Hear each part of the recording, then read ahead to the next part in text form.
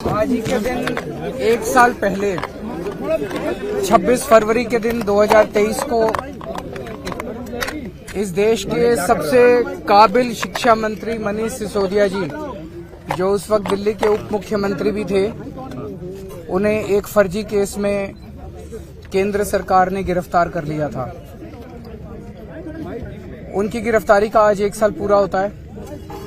इस एक साल के अंदर केंद्र सरकार कोर्ट में एक नए पैसे का भी सबूत पेश नहीं कर पाई और सुप्रीम कोर्ट में जब सुनवाई हो रही थी तो ये बात बार बार निकल के आई, जब जज साहब ने भी कहा कि केंद्र सरकार के पास मनीष सिसोदिया के खिलाफ कोई केस नहीं है, तो पूरा झूठा केस है। मनीष सिसोदिया जी ने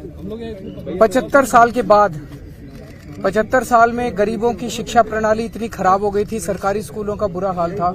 75 साल के बाद उन्होंने गरीबों को एक उम्मीद दी थी कि उनके बच्चों को भी अच्छी शिक्षा मिल सकती है, उनके बच्चों को भी अच्छा भविष्य मिल सकता है। मनीष सिसोदिया जी ने गरीबों के बच्चों को सपने देखने का अधिकार दिया था।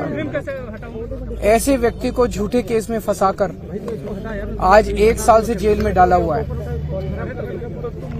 एक तरफ उन्हें जेल में डाला हुआ है और दूसरी तरफ हम देखते हैं कि इस देश को लूटने वालों को, जो इस देश को लूट रहे हैं, कई हजार करोड़ रुपए के जिनके ऊपर भ्रष्टाचार के आरोप हैं, जिन्हें खुद प्रधानमंत्री जी अपने भाषणों में बड़े बड़े भ्रष्टाचारी बोल चुके हैं, उन लोगों को अपनी पार्टी में शामिल करा के और उनको बड़े बड़े पद दिए जा रहे हैं। किसी को मुख्यमंत्री बना देते हैं, किसी को मंत्री बना देते हैं, किसी को उप मुख्यमंत्री बना देते हैं। तो एक वो कहावत है कि रामचंद्र कह गए सिया से, ऐसा कलयुग आएगा, हंस चुनेगा दाना दुनका, कौवा मोती खाएगा।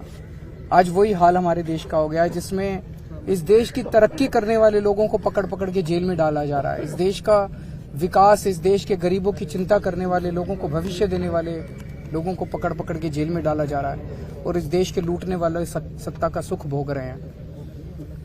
आज हम दुख नहीं मना रहे मनीष जी का, वो हमारे लिए प्रेरणा है। आज अगर मनीष जी बीजेपी ज्वाइन कर लेते तो उनके ऊपर से सारे केस खत्म कर दिए जाते हैं, लेकिन उन्होंने सच्चाई का रास्ता नहीं छोड़ा, उन्होंने सच्चाई का पथ नहीं छोड़ा। उन्होंने तय कर लिया है कि चाहे जितनी मर्जी मुसीबतें आए, मैं सच्चाई के रास्ते पे रहूंगा, चाहे जितने साल जेल में डाले रखे मैं सच्चाई पे रहूंगा, क्योंकि मैंने कोई गलत काम नहीं किया। तो हम उनसे प्रेरणा लेते हैं। आम आदमी पार्टी क्या, पूरे देश का एक एक व्यक्ति जो इस देश से प्यार करता है, जो देशभक्त है, जो चाहता है कि देश आगे बढ़े, वो व्यक्ति मनीष जी को अपनी प्रेरणा मानता है। हम मनीष जी को सलाम करते हैं। वो चाहते हैं कि हम अपना गठबंधन का हिस्सा ना रहे बार बार।